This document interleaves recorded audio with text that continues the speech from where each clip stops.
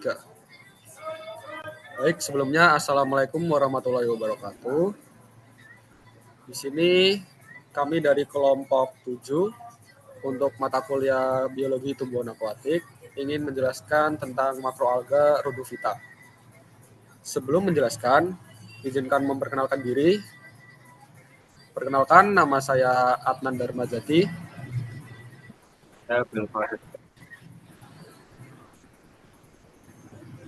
Saya Akira De Stefano.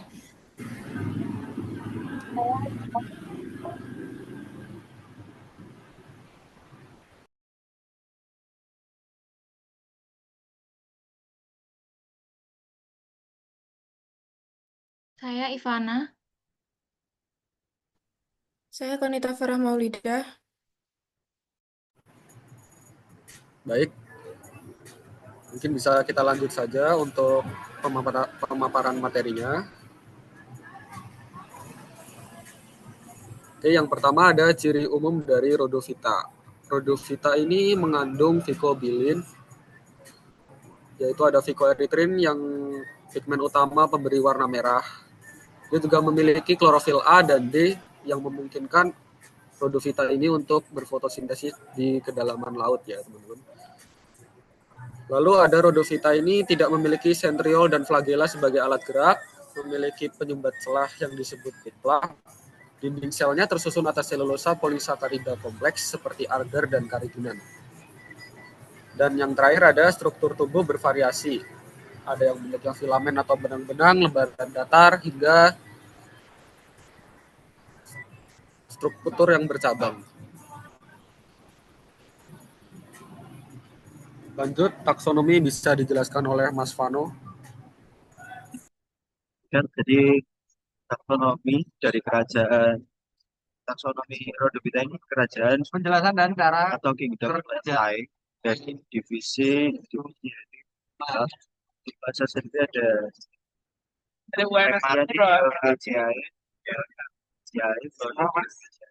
untuk ordo atau ordernya itu ada pembebisnya paling lama dari Diales dan Chlorhydropicae ada Diales, Graciales dan Geridiales, Gardenales, Soralinales, ada Nemiliales, ada juga Rhodophyta dan Palmariales, dan untuk Diophyceae ini ada Diales. Familinya dari ordo Bagianes ada Phyceae, untuk ordo Porphyridiales ada Porphyridiales, dan untuk Ceramiales ada Ceramicae dan Rhodomelaceae. Untuk ordo Graciales ada Gracilaceae, ordo Gelidiales Gelidaceae, ordo Digardenales ada Gardeniaceae dan Collyriaceae. Ordo Coralinales ada Coralinaceae. Ordo Diales ada Galaxau, dan ordo Diales ada ordo ini ada Piris, Capacius, Coralina Almaria. Untuk spesies ini ada Vermicosa, Ventrusir, Crispus, Capabicus alvarez, Eugeuma photoni, Gelidium amanita.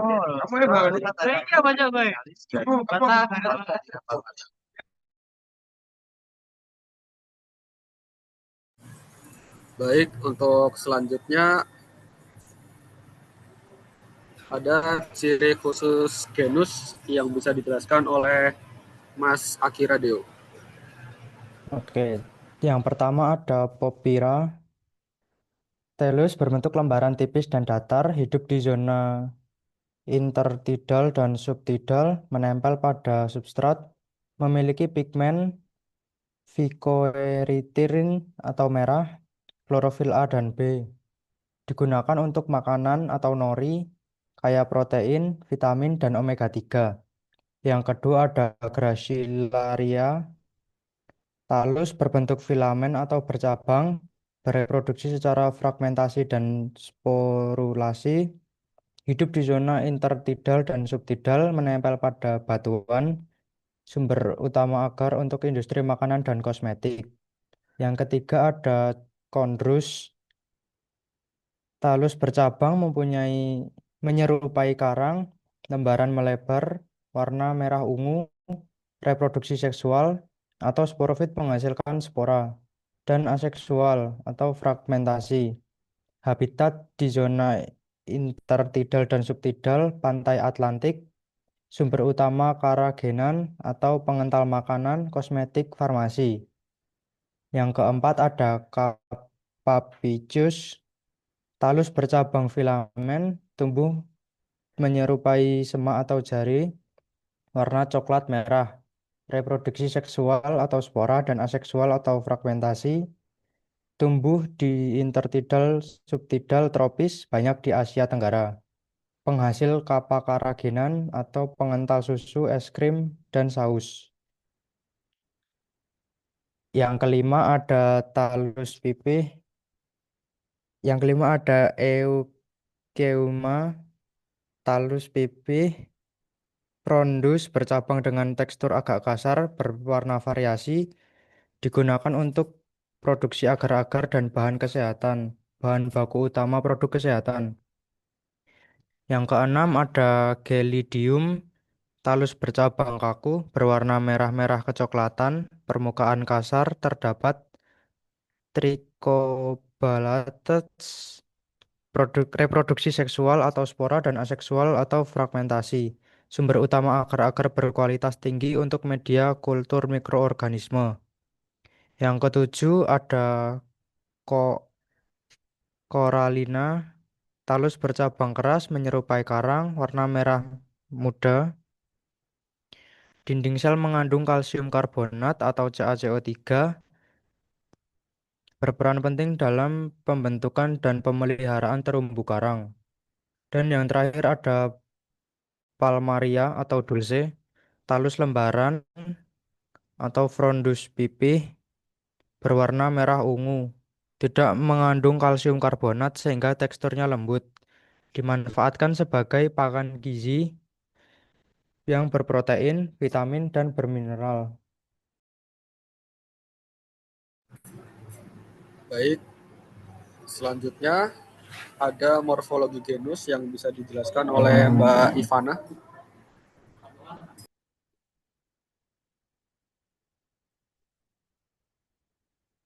Baik, selanjutnya adalah morfologi dari Rhodophyta. Secara morfologi yang pertama, Rhodophyta ini memiliki dominan warna merah karena pigmen phycoerythrin yang menyerap cahaya hijau biru untuk fotosintesis. Yang kedua, dapat berupa uniseluler atau multiseluler. Secara uniseluler, Rhodophyta ini hidup secara soliter atau berkoloni, kemudian untuk multiseluler, Rhodophyta ini berfilamen, berdaun seperti lembaran, koraloid, atau bahkan seperti kerak. Kemudian yang ketiga, bentuknya dapat berupa talus atau daun yang sederhana, atau bisa juga sebagian seperti batang dan daun-daun terpisah. Kemudian yang keempat, alga merah yang terdapat pada akar mangrove biasanya bentuknya talus silindris, contohnya Bostrizia, Stictosiphonia, Catanella, dan Gelidium. Atau juga seperti daun atau blade seperti Caloclosa, dan percabangan dikotom atau monopodial serta susunan sel polisifonus atau holdplast berbentuk cakram dan serabut. Yang kelima, panjang dari Rhodophyta ini sekitar 10 cm hingga 1 meter. Kemudian untuk struktur selnya tidak memiliki flagela di setiap tahap siklus hidupnya. Memiliki satu atau banyak kloroplas dan dinding selnya terdiri dari selulosa dan polisakarida tersulfatisasi, contohnya seperti agar dan karagenan. Kemudian yang ketujuh, untuk alat reproduksi dari Rhodophyta ini bersifat non-motil. Untuk organ reproduksi betina atau carpogonium terdiri dari daerah inti tunggal yang fungsinya adalah sebagai sel telur dan trikokin atau tonjolan, tempat gamet jantan melekat. Kemudian untuk gamet jantan non-motil atau spermatia diproduksinya secara tunggal di organ kelamin jantan atau spermatangia. Baik, untuk selanjutnya, sini saya akan menjelaskan tentang habitat dan sistem reproduksinya. Habitatnya sendiri, sebagian besar hidup di laut tropis dan subtropis, terutama di daerah terumbu karang dan perairan jernih. Untuk sistem reproduksinya, ada reproduksi vegetatif melalui fragmentasi talus dan monospora, reproduksi aseksual melalui tetrasporangium, spora non-motil, dan reproduksi seksualnya melalui oogami.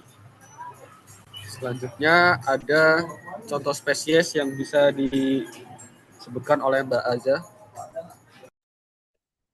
Berikut contoh spesies pada organera, yaitu ada Chondrus crispus, Cypnea musciformis, Palmaria palmatopus, Mastocarpus stellatus, Cilidium amansi, Carolina officinalis, dan Gracilaria caruska.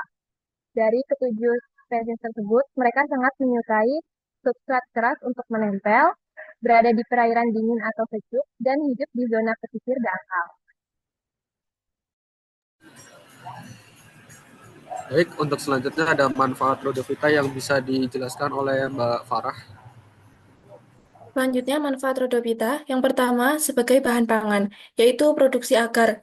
Kandungannya ada Gracilia dan Gelidium, digunakan sebagai pengental penstabil media laboratorium.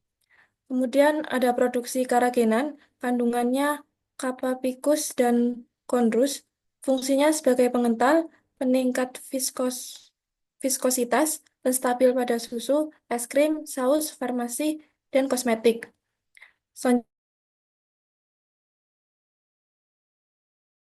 Korea, terutama untuk sushi. Kemudian untuk pakan ternak atau ikan, yaitu dari Gracilia digunakan untuk sebagai pakan ikan dan hewan laut. Produk kesehatan ada Chondrus crispus sebagai pengobat tradisional, Euceuma gelidium sebagai sumber nutrisi dan senyawa bioaktif. Kemudian ada ekologi dan penelitian untuk pembentuk ekosistem. Alga merah koralin atau koralina menghasilkan kalsium karbonat sebagai pembentuk terumbu. Kemudian ada penyedia habitat. Eucheuma dan Palmaria menyediakan habitat dan makanan bagi organisme laut kecil. Bioteknologi yaitu genus Porphyra, Gracilaria, Capapius, Chondrus digunakan untuk studi pertumbuhan, produksi agar atau karagenan, metabolisme, dan aplikasi biokimia. Oke. Baik, mungkin sekian yang bisa kelompok 7 jelaskan tentang materi dari makroalga rhodophyta. Saya akhiri perwakilan. Wassalamualaikum warahmatullahi wabarakatuh. Terima kasih.